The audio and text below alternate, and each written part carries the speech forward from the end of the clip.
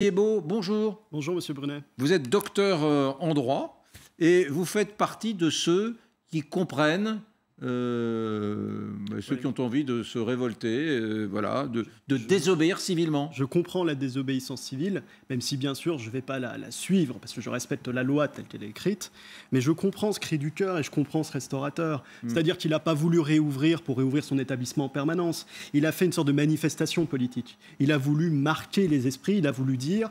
Ça ne peut plus fonctionner comme ça. Ce qui se passe aujourd'hui, c'est qu'on est en train de détruire complètement notre société, qu'on a complètement oublié que la France, c'est pas seulement de sauver des personnes sur leur santé physique. C'est une vie complète, c'est une vie de société, et qu'on n'est pas dans l'équilibre. Et moi, c'est ce que je dénonce depuis plusieurs mois avec pas mal d'avocats, des universitaires, le Cercle du droit et des libertés dont je fais partie. On dénonce simplement le fait qu'on est dans la disproportion aujourd'hui et que la proportion voudrait tout simplement de responsabiliser les Français, parce qu'on est dans une situation où on les infantilise, et après avoir responsabilisé les Français, de ne confiner, si c'est nécessaire, que les personnes qui sont réellement vulnérables sur un principe très simple, qui est le principe d'égalité.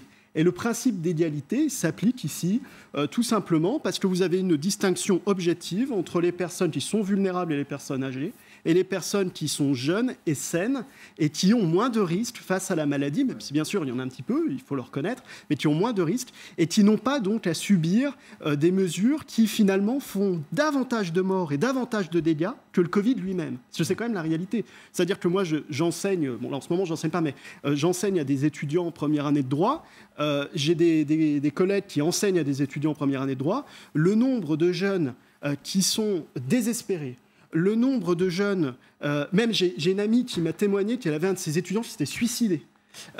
J'ai une amie qui est greffière dans un hôpital psychiatrique, qui m'explique le nombre de jeunes qui sont hospitalisés parce qu'ils sont dans une situation de détresse complète.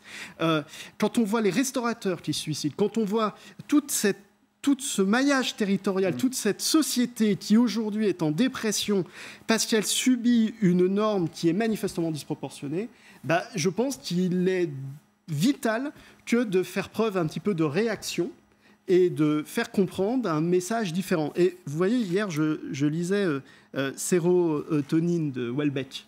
Et il y a un propos... Très bonne lecture, vous avez très bonne lecture, jeune homme. Il y a un livre qui est très intéressant. Il y a un passage qui est très intéressant.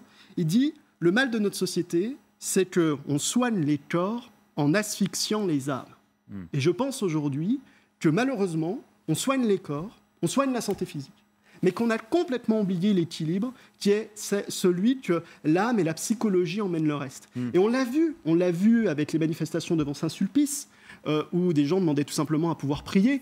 On l'a vu avec mille exemples, des étudiants qui demandent d'aller à l'université. Enfin, il y a 50 exemples où l'équilibre n'existe plus aujourd'hui.